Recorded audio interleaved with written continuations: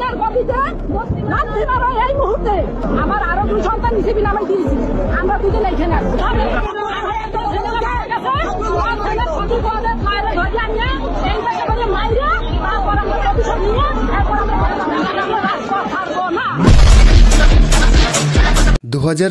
সালটা বাঙালি জাতির জন্য একটা ইতিহাস হইয়া থাকব। এই সালটা আমাদের অনেক কিছু শিখাইয়া গেছে, তার বিনিময়ে আমাদের থেকে অনেক কিছু ছিনিয়ে নিছে। ছিনিয়ে নেওয়ার এই আর্তনাদে আজ কাঁপছে পুরো বাংলাদেশ।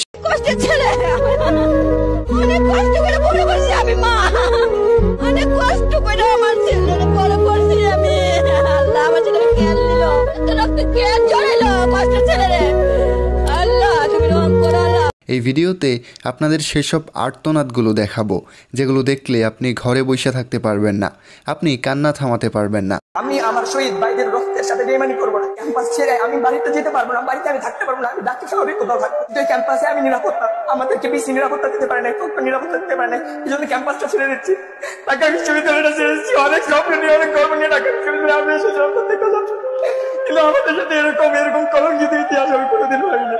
চলুন ভিডিওতে একটা লাইক দিয়ে আমাদের মা বাবা ভাই বোনদের চাপা কষ্টগুলো সইনে আসি। আরেকটা কথা কই আপনাকে, এই ভিডিওটা যখন বানাইতেছিলাম তখন কিন্তু আমিও কাঁদছি। বাবা এখন কোথায় জানো? হ্যাঁ। কোথায়? মারা গেছে। বাবার সাথে কবে কথা হয়েছে তোমার? কালকে। আর বাবাকে আমি লাভ ইউ বলছি। বাবাকে আই মিস ইউ বলি, আল্লাহ বললাম আই লাভ ইউ। এই ভিডিওটা দেখার সময় আমি শকড হয়ে গেছি। মেয়েটা বুঝতে পারতেছে না সে কি হারাইছে। সে যেদিন বুঝবে সেদিন সে কতই না কষ্ট পাইব। যে পিতা সন্তানের লাশ শনাক্ত করতে ভয় পায়, আমি তাকে ঘৃণা করি। যে ভাই এখনো স্বাভাবিক নির্লজ্জ হয়ে আছে, আমি তাকে ঘৃণা করি। শিক্ষক, বুদ্ধিজীবী, কবি ও জ্ঞানী প্রকাশ্য পথে এই হত্যার প্রতিশোধ চায় না, আমি তাকে ঘৃণা করি। এই বাবার কথাগুলোতে কত না কষ্ট লুকিয়ে আছে। তিনি কথাগুলো বলতে বলতে কেঁদে দিছেন। তার কথাগুলো আমাকে ভীষণ কষ্ট দিয়েছে। আমরা এই দেশে বাস করি, একটা স্বাধীন দেশে বাস করি। আমরা কোনো প্রজা না, আমরা কোনো দাস না। এই দেশটা কোনো বাবার সম্পত্তি। এই বাংলার বাঘটাকে স্যালুট জানাই। তার পেটে হয়তো এগুলো ছিটাগুলি লেগেছে, তবু সে বুক টান করে রাজপথে যুদ্ধ করে যাচ্ছে। আমার ককটেল লাগেছে, আমি সাধারণ একটা টুকাই। আমি ছাত্রদের জন্য জীবন দিতে রাজি। আমার বাড়ি নড়াইল, মার স্বাধীন রেখে আমি, আমার জন্ম নড়াইল, কিন্তু ছাত্রদের জন্য আমি জীবন দিতে রাজি।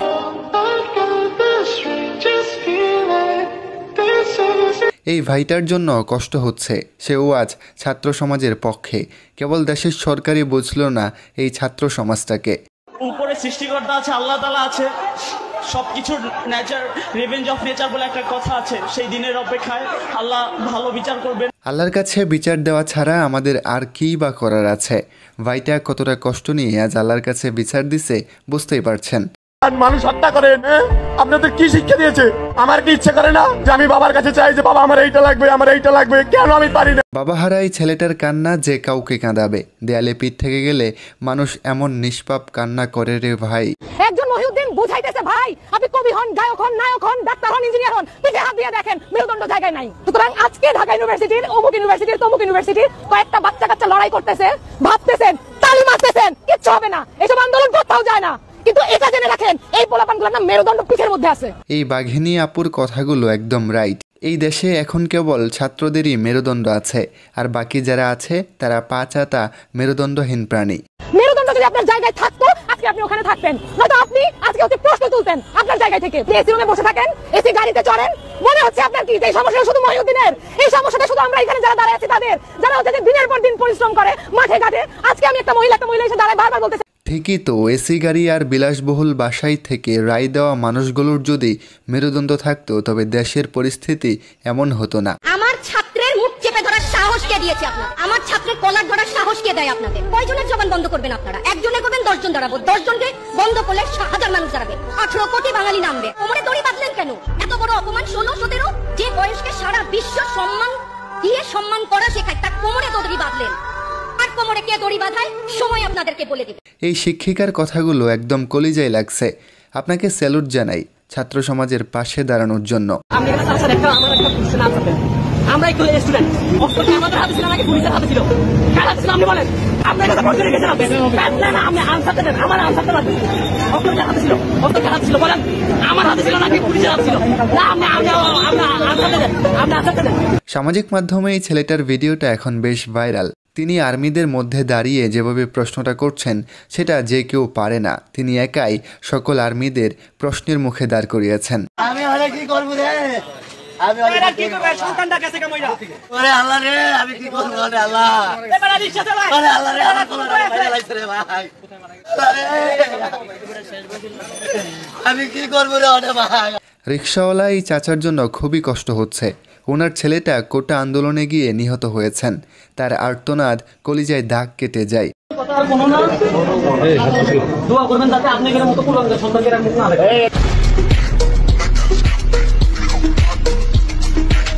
হাতে হাত করা, পাশে অনেকগুলো পুলিশ, তাদের সামনে দাঁড়িয়েই ছেলেটা যেভাবে পুলিশদের অপমান করলো সেটা এখন তুমুল ঝড় তুলছে নেট দুনিয়ায়। আপনারা ভার্সিটির মানুষ, ভার্সিটির স্টুডেন্ট দেখেছেন, কলেজ আর হাই স্কুলের স্টুডেন্ট এখনো দেখেন নাই। একবার যদি সব স্টুডেন্ট নাইমা যায়, এইসব ছাত্রলীগ, যুবলীগ, ছাত্রদল, পুলিশ কেউ থাকবে না, টিকবে না। আর কোটি স্টুডেন্টদের সামনে এইসব কিছুই না। এই বাঘিনীর কথাগুলো ছিল একদম স্ট্রেট ফরওয়ার্ড। বুকে অফুরন্ত সাহস নিয়ে বলা এই কথাগুলোকে হাজারো সালাম। আমার বাবা কি করলেন সেজন্য আমি দায়ী। সারাবা তার বাবা ডক্টর কামাল হোসেন নিয়ে আজকে প্রশ্ন উঠছে এবং আমরা নাকি বিশেষ উদ্দেশ্য চরিতার্থ করতে এখানে এসেছি। আমরা আমাদের সন্তানদের রক্ষা করার জন্য এসেছি, কারো বাপের প্রয়োজনে আমরা এখানে আসি। ছাত্রদের পাশে দাঁড়ানো এই আইনজীবী ভাইটার কথাগুলো এখন বেশ আলোচনায়। উনি ছাত্রদের জন্য এখনো লড়ে যাচ্ছেন।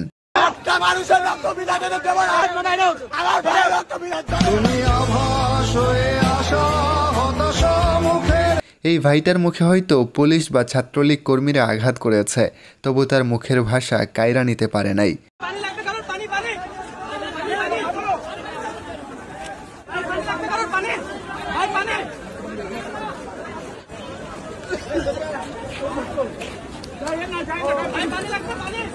পানি লাগবে পানি, মুগ্ধতা ছড়িয়ে এই মুগ্ধ ভাইটা আজ আমাদের মাঝে নেই। বড্ড খারাপ লাগে এই ভাইটার জন্য। আল্লাহ যেন ওপারে ভালো রাখেন ওনাকে। আমাদের কি সময়ের মূল্য নাই? আমার 8 তারিখ থেকে পরীক্ষা ছিল, আমি পরীক্ষা ক্যান্সেল করে এখানে আসি। আমি 5 দিন ধরে আমার টিউশনে যাচ্ছি না, যেটা থেকে আমি আমার নিজের পড়াশোনা খরচ চালাই। আমি এখানে আসি কেন? আমার নিজের অধিকারের জন্য, আমি ন্যায়ের পথে আসি। আমি শুধু আমার জন্য আন্দোলন করছি না, আমি আমার ভবিষ্যৎ প্রজন্মের জন্য এখানে আসি। আন্দোলন না করে আমার ভবিষ্যৎ প্রজন্ম প্রশ্ন করবে কেন আমরা এই বৈষম্য তখন মেনে নিয়েছিলাম। কিন্তু আমি আমার এই বৈষম্য এখন মেনে নিব না। এটা আমাদের অস্তিত্বের লড়াই, আমার লড়াই, আমার আগামী প্রজন্মের লড়াই। এই ভাইটার কথাগুলো কলিজায় লাগে। পরীক্ষা বাদ দিয়ে জীবন বাজি রেখে রাজপথে নেমেছেন বাংলার এই দামাল ছেলে।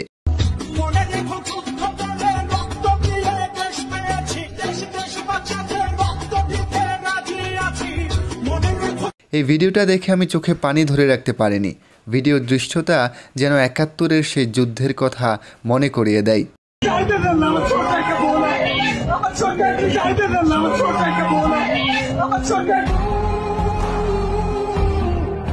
এই ভাইটা পুলিশদের চিৎকার করে বলছে তার বাড়িতে ছোট্ট একটা বোন আছে, কিন্তু পুলিশ তাকে ধরে নিয়ে যাচ্ছে। ছেলেটার আর্তনাদে খারাপ লাগলো। মরতে আসছি, আমরা মরেই যাব, নয়তো আমরা মেরে যাব। আমরা যদি একটা মেধা পড়ে আমরা 10টা কোটা গিলে খাবো মানে গিলে খাবো। বিশ্বাস করেন ভাই, এই মেয়েটার কথা আমার সেই ভাল লাগছে। তার সাহস দেখে আমি অবাক।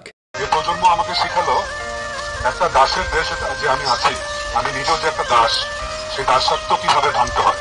এই প্রজন্মের কাছে আমি ওই জন্য ওদেরকে স্যালুট জানাই। আমি শিক্ষক বলবো না, বরং ওরা আমার শিক্ষক। ওরা আমাকে শিখিয়েছে কিভাবে দাসত্ব ভাঙতে হয়।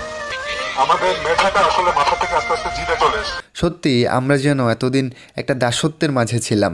এই ছাত্ররা আজ আমাকে মুক্ত করে দিছে, তাদের থেকে শিক্ষা নিলাম।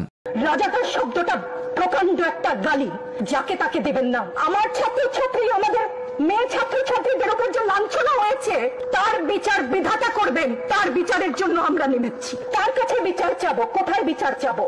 এই আপুটার বক্তব্য সামাজিক মাধ্যমে তুমুল হিট। একজন শিক্ষিকা হিসেবে তিনি যেভাবে ছাত্রদের পাশে দাঁড়ালেন সেটা প্রশংসার দাবি রাখে। সরকারকে আমার একটা প্রশ্ন, আমরা যদি যারা, আমরা তো হাতে অস্ত্র নেই নাই, আমরা খালি লাঠি আর ইট নিয়ে নামছি, লাঠি আসে, রবার বুলেট, অরিজিনাল বুলেট, বোমা, যে যা পাচ্ছেন রাইফেল নিয়ে নামছে। আমাদের হাতে যদি অস্ত্র নেই, আপনারা কি পারবেন? একটা 4 কোটি রাজাকারের হাতে যদি অস্ত্র নেই, আপনারা কি থাকতে পারবেন? আপনারা মাঠে আসতে পারবেন? সরকারকে উদ্দেশ্য করে মেয়েটা যেভাবে কথাগুলো বলল তা কিন্তু এখন বেশ আলোচনায়। আর মেয়েটা কিন্তু সত্যিই কইছে, স্কুল কলেজের ছাত্রছাত্রীরা মাঠে নামলে উপায় নাই। দেশ বিক্রি করে খাইয়ে দিচ্ছে অলরেডি, দেশের মানুষের বুকে পাখির মতো গুলি করছে। দেখা এগুলো কি, তারপর এগুলো কি, আচ্ছা এগুলো কি আমরা জানতে চাই। আমরা তো সন্ত্রাস না, আমরা আসলে এগুলো সম্পর্কে জানি না, তাহলে এগুলো কি? ও সরি, আচ্ছা এটা সারপ্রাইজ না, এই সারপ্রাইজ গুলো আমাদেরকে দিচ্ছে। এগুলো কি আসলে কি আমাদের? এই সাহসী ভাইটার কথাগুলো একদম রাইট। দেশটা বেচা দিছে, শেষ কইরা দিছে, আর বাকি কিছু নাই। আমরা এই দেশে বাস করি, একটা স্বাধীন দেশে বাস করি, আমরা কোনো প্রজা না, আমরা কোনো দাস না, এই দেশটা কোনো বাবার সম্পত্তি না, কোনো জমিদারি না। এই সাহসী ভাইটাকে সালাম দিলাম। পুলিশকে বুড়ো আঙুল দেখিয়ে বুঝিয়ে দিলেন ছাত্ররা কাউকে ভয় পায় না। আমাকে যতক্ষণ তারা আইডেন্টিফাই করতে পারে না যে আমি স্টুডেন্ট, ততক্ষণ তারা আমি university of development alternative student, যতক্ষণ তারা আইডেন্টিফাই করতে পারে না আমি স্টুডেন্ট, আমার সাথে খুব ভালো ব্যবহার করতেছিল। যখন আমি বলেছি আমি স্টুডেন্ট, সাথে সাথে আমার গায়ে হাত তোলা হয়েছে। কারণ আমাকে দেখে হয়তো মনে হয় না যে আমি স্টুডেন্ট, তার মানে কি তারা স্টুডেন্টদেরকে টার্গেট করছে। এই ভাইটার কথা শুনে বুঝতে পারলাম সরকার আসলে ছাত্রদের পিছনেই লেগেছে, কিন্তু সরকার হয়তো ভুলে গেছে এর পরিণতি খুবই খারাপ হইব। ক্ষয়ক্ষতি কিছুই না, এগুলো হয়তো ভবিষ্যতে আমরাই আবার গড়ে নিব, কিন্তু একটি প্রাণ যেটা আমরা হারিয়েছি, একটি প্রাণও কি আমরা ফেরত পাবো? সুহেল তাজ ভাইয়ের এই কথাগুলো কিন্তু সলিড। বস্তু যেগুলো ধ্বংস হয়েছে সেগুলো ফিরিয়ে আনা সম্ভব, কিন্তু যে মানুষগুলো মারা গেছে তারা কি আদৌ আমাদের মাঝে ফিরে আসবে কখনো? আপনার মেয়ে 10 বছর পর জব পাবে না, আপনি তখন কি বলবেন বলেন? জবাব দেন। তাহলে আপনারা আমাকে দেখাচ্ছেন আপনার বাসা এখানে, আপনার বাসা এখানে, কিন্তু আপনার ছেলের ভবিষ্যৎ আমার কাছে। আমি হারলে আপনার ছেলের ভবিষ্যৎ হেরে যাবে। কেন আমাকে দেখাচ্ছেন আপনার বাসা এখানে? আপনি আমাকে সাহায্য করবেন। হ্যাঁ, আপাতত দৃষ্টিতে আপনার কষ্ট হচ্ছে, কিন্তু সামগ্রিক বিষয় পরিচালনা করলে আপনি যদি 10 বছর 100 বছরের কথা চিন্তা করেন, তাহলে আপনার পুরো পরিবারের দায়িত্ব আমার কাছে। এমন কয়েকজন সাহসী ছাত্র দেশে থাকলে দেশটা পরিবর্তন হয়ে যাবে। তার কথাগুলো একদম রাইট, তার কথাগুলো আমার ভাল লাগছে। তারা তো ডাক দিয়েছে রাস্তায় নামান, এদেরকে তো আবার গুলি করবে, আমরা কি কিছু করতে পারি না? এই একটা প্রশ্ন থেকে একজন আইনজীবী হিসেবে দায়বদ্ধতা থেকে আমরা এসেছি। আমরা আমাদের সন্তানদের রক্ষা করার জন্য এসেছি, কারো বাপের প্রয়োজনে আমরা এখানে আসিনি। আইনজীবী মঞ্জুর আল মতিনের এই কথাগুলো ছিল কলিজায় লাগার মতো। সব মিলিয়ে ভাইটাকে স্যালুট জানাই ছাত্রদের পাশে থাকার জন্য। যাই হোক, আজকের কোন ডায়লগটা আপনার কলিজায় দাগ কাটলো তা কিন্তু অবশ্যই জানাবেন।